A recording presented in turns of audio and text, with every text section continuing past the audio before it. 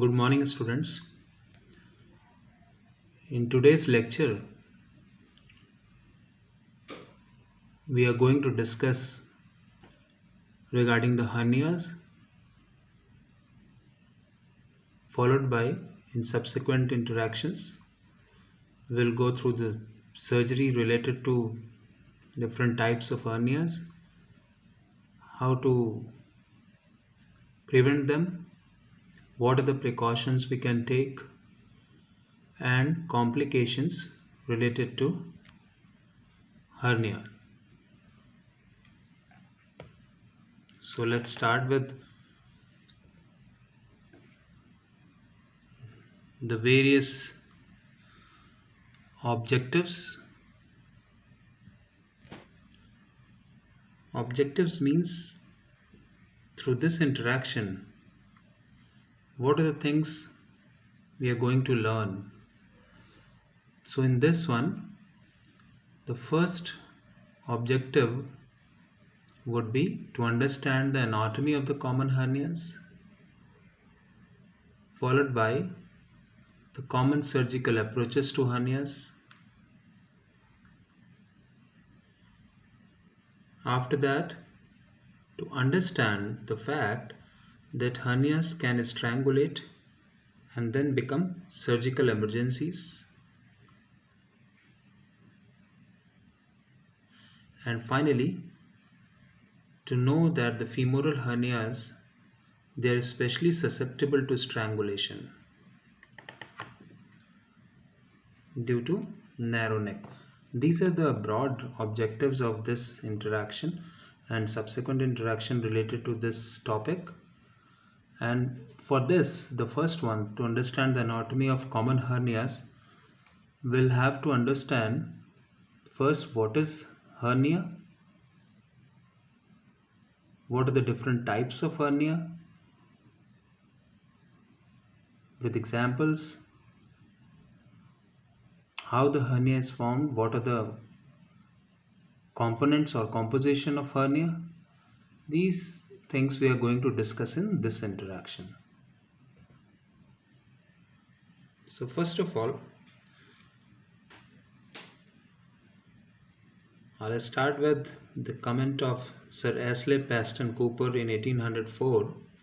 He commented that no disease of the human body belonging to the province of the surgeon requires in its treatment a better combination of accurate anatomical knowledge with surgical skill than hernia in all its varieties. Means hernia needs a good anatomical knowledge with surgical skill for its management. And good anatomical knowledge and surgical skill is very much required in hernia when compared to other diseases of human beings. So first of all, what is a hernia? It's a protrusion. Just focus on the highlighted part. A hernia is a protrusion of a viscous or part of a viscous through an abnormal opening in the walls of its containing cavity. Means four things are important. Something is protruding out, and what that something is, some organ or a part of that organ through which it is protruding out. The third important point, through an abnormal opening that is not normally present in a human being. And the fourth important thing is, where is that abnormal opening is situated? Obviously in the walls of its containing cavity where the organ is there, the surrounding walls. If there is an abnormal opening, the content will protrude out, and that is known as hernia. So four important highlighted parts: protrusion, viscous, abnormal opening in the wall of its containing cavity. So this is hernia. protrusion of a viscus or part of a viscus through abnormal opening in the walls of its containing cavity. This is one of the example. Small age group child, an example of external abdominal hernia, umbilical. Just focus on this part. This is umbilical hernia example.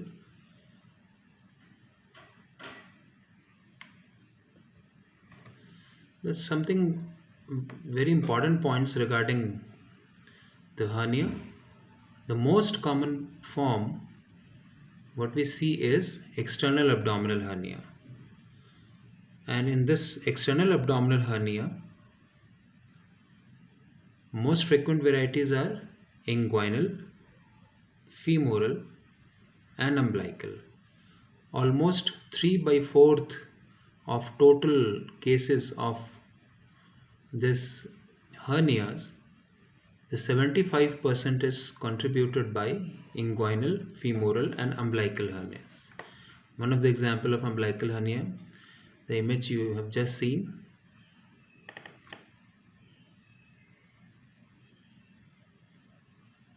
Rarer forms of constitute around 1.5% only.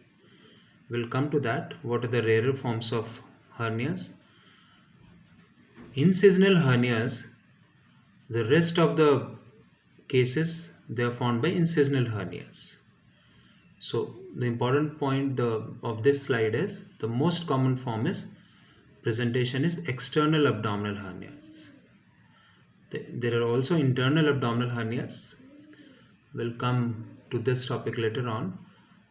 So external abdominal hernia, the most frequent varieties inguinal, femoral and umbilical around 75%. 1.5% rarer variety incisional hernias, the rest.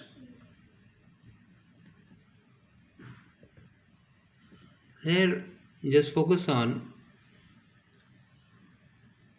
a diagram, the various sides, the anterior view.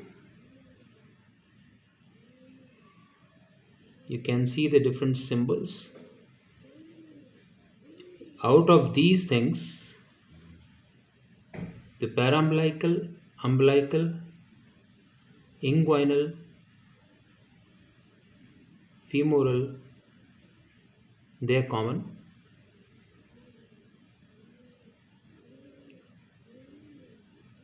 Epigastric hernia and divarication of recti is also seen. The Spigillin and obturator hernias, they are rare hernias. Later on, one by one, we'll discuss all of them just to enumerate different types of sites from where this hernia can occur. As you already know, a hernia is a protrusion of a viscus or a part of a viscus through an abnormal opening in the walls of its containing cavity.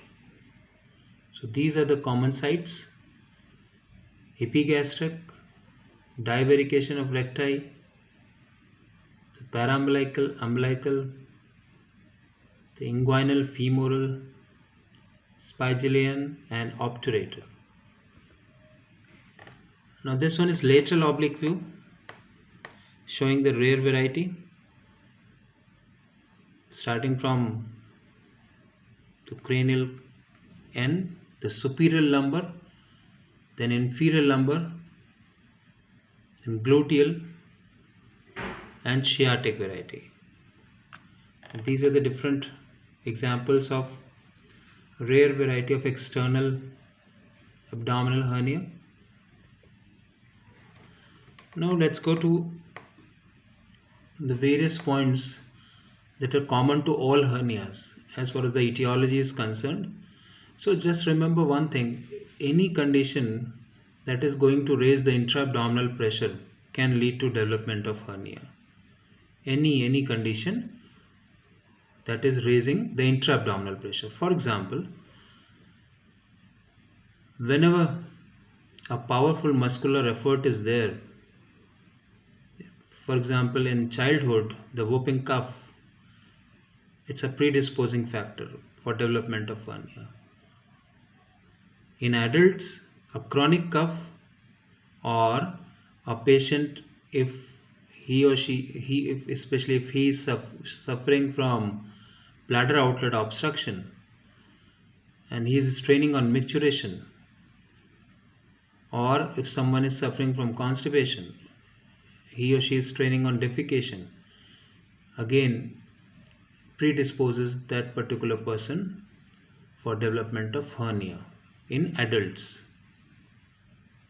In childhood, whooping cough is one of the example. Now hernias, they are also more common. It has been seen that they are more common in smokers, and it is because of due to an acquired collagen deficiency. This acquired collagen deficiency is usually seen in smokers, and it increases the susceptibility of a human being for development of hernias. So smokers are more prone to develop hernias due to acquired collagen deficiency. So in management, avoid smoking could be one of the strategy.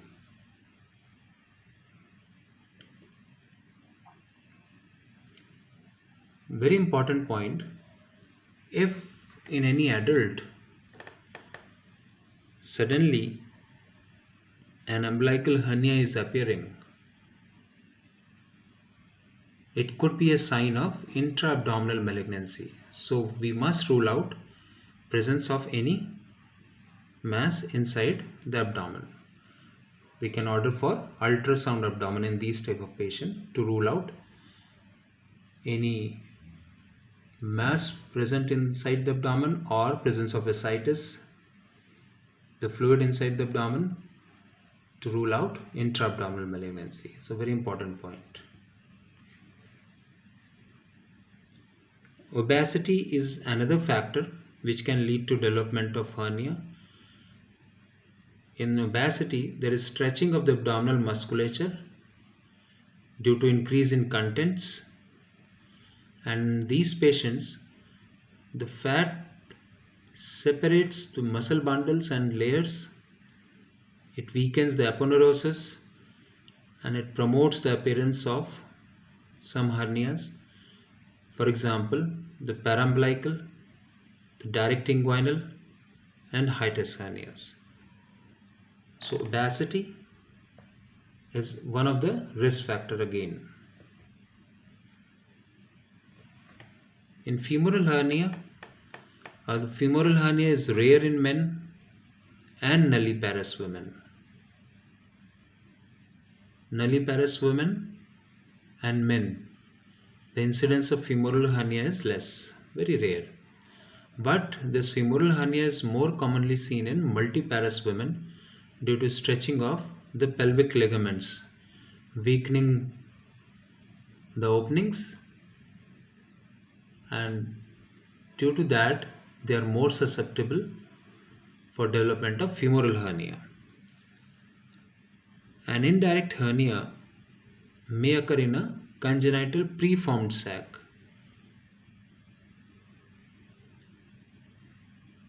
And it is the remaining part of the processus vaginalis, that is patent. In that case, indirect hernia may develop if the patient is having patent processus vaginalis. Sometimes few patients with deranged kidney function test and abnormal renal filtration, the peritoneal dialysis is being done, and it can cause the development of a hernia from a previously occult weakness at the site of peritoneal dialysis or enlargement of a patent processus vaginalis later on in patients of peritoneal dialysis. So finally, the concluding point is, as far as the causes of hernias are concerned, the four important causes are there: the cuffing, the straining, the opacity, and intra-abdominal malignancy. Any condition related to all these, the four things, that may lead to development of hernias. So we must inquire any patient presenting with hernias regarding these four aspects. The second important part for today's interaction is how the hernia is formed, the composition of a hernia. What are the different factors, predisposing factors for development of hernia we have discussed. Now the composition of a hernia. Anywhere in the human body, as a rule, a hernia consists of three parts: the sac, the coverings, the contents. Sac followed by the walls, the layers that is covering the sac, and inside the sac, what are the contents? These three things are important. So again I'm repeating: the sac, coverings of the sac, and contents of the sac. These three things form a hernia. Let's go through the sac. It's a diverticulum of peritoneum and it has four parts: the mouth, the neck, the body, and fundus. The neck is usually well defined, but in few cases, in few patients, especially suffering from direct inguinal hernias, and in most of the cases of incisional hernias, there is no actual neck, which is not delineated very clearly, very difficult to find out. And the neck is important, especially the diameter of the neck, because strangulation of bowel is a likely complication when there is narrow neck. And the very good example of this is the femoral and paraumbilical hernias. These femoral and paraumbilical hernias, they are more prone to develop strangulation due to narrow neck.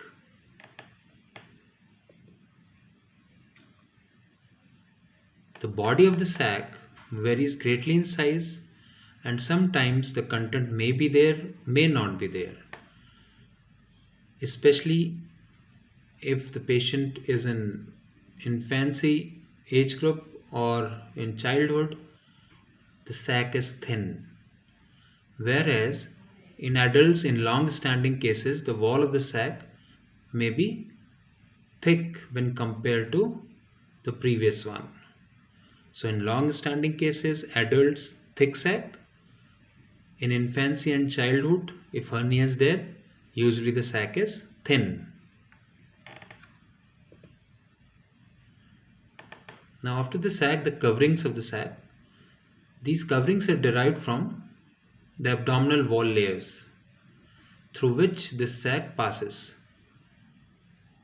Wherever the sac is traveling through the abdominal wall, it will acquire the layers of the abdominal wall surrounding the sac, forming the coverings. And in long-standing cases, they become atrophied, the covering layers, from stretching, and they are almost sometimes indistinguishable from each other, especially in long-standing cases. Now finally, the contents. The contents could be omentum. If omentum is present inside the sac, that is known as omentocele. Sometimes epiplocele, we can say. Second content could be the intestine, known as enterocele, and more commonly the small bowel is involved, but sometimes yes, large intestine or appendix could be the content. In that case, broadly we can say the enterocele. The third situation could be a portion of the circumference of the intestine, large or small. Not whole of the circumference is involved, a part of the circumference is involved, and that is known as Rectus hernia. Richter apostrophe S, Rectus hernia. Like in this case, you can see in patients of strangulated femoral hernia, only a part of anti-mesenteric border is involved and is strangulated, trapped in this strangulation. This partial involvement in a strangulated hernia is known as Richter's hernia, gangrenous Richter's hernia. You can just focus on this ring. Only a part of bowel is involved, not whole of the circumference. This is Richter's hernia. Now in this hernia, the initiation of gangrene, usually in strangulated hernia, it starts from the constriction point. Here, the constriction point, it starts from this point, the ring. This is afferent loop. This is the bowel, the small intestine. This is efferent loop, and the constriction ring. At this point, the gangrene starts, and then the gangrene involves this anti-mesenteric border. If you can see the tracing, the anti-mesenteric border. So gangrene will start where? At the constriction ring, and then it will involve the anti-mesenteric border first.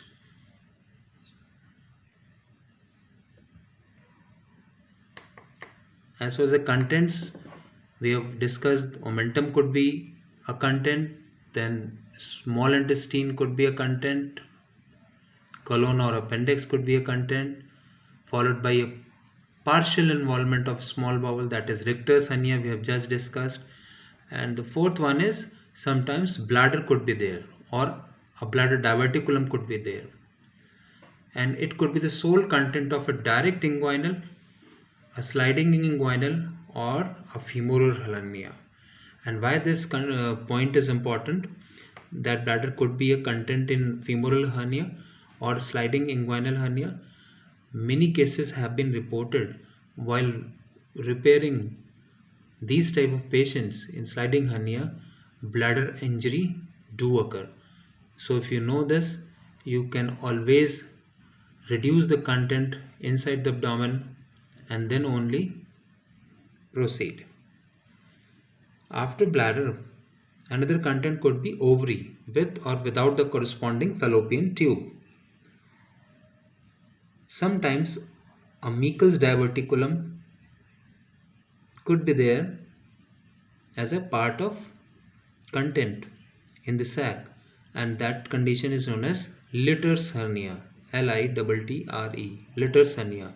These things are very important for your postgraduate or undergraduate examination, the multiple choice questions. So if the content is Meckel's diverticulum, Litter's hernia. If part of a bowel is involved as a content, Richter's hernia. Sometimes the fluid could be a content as part of ascites or a residuum from the infected content. So fluid could be one of the content of hernias. And finally, the third important thing for today's interaction is the classification, how to classify the various different hernias. So irrespective of site, what we have seen in those two previous diagrams, the anterior view and lateral oblique view, the common and the rarer forms, irrespective of that site, a hernia can be classified into 5 different types. What are those 5 different types? And this is the last slide for today's interaction. Try to understand. 5 types of hernia we can classify as reducible, irreducible, obstructed, strangulated, and inflamed. So my advice is just first two remember side by side, reducible and irreducible. Then the second group, the obstructed, strangulated, and finally last one is inflamed. So let's see. Reducible means the contents of the sac can be returned to the abdomen easily. So this is reducible, can be returned to the abdomen off and on by self, or you can very easily reduce it. So it is known as reducible hernias. In irreducible hernias, the contents cannot be returned back. But yes, patient is not having any other complications. This is irreducible. So differences cannot be returned, but no other complication. This is irreducible hernia. Now let's come to the second one, the second group, the obstructed and strangulated. Now here something related to obstructed blood supply. Related to blood supply, obstructed and strangulated. Now in obstructed, the bowel is obstructed, the lumen of the bowel is obstructed, but it has a good blood supply. So this is known as obstructed hernia. Bowel lumen is obstructed, but blood supply is normal. This is obstructed. In strangulated, blood supply is also obstructed. Right? Then inflamed, the fifth one, the contents of the sac, they have become inflamed. This is inflamed hernia. These five general classification you can apply anywhere in any types of hernia in general. There are other classifications also. We'll come later on to discuss those classification. So for today's lecture, this is all for this interaction. Thank you. Any questions you can type in the WhatsApp group and just send it to me. All the best. Thank you.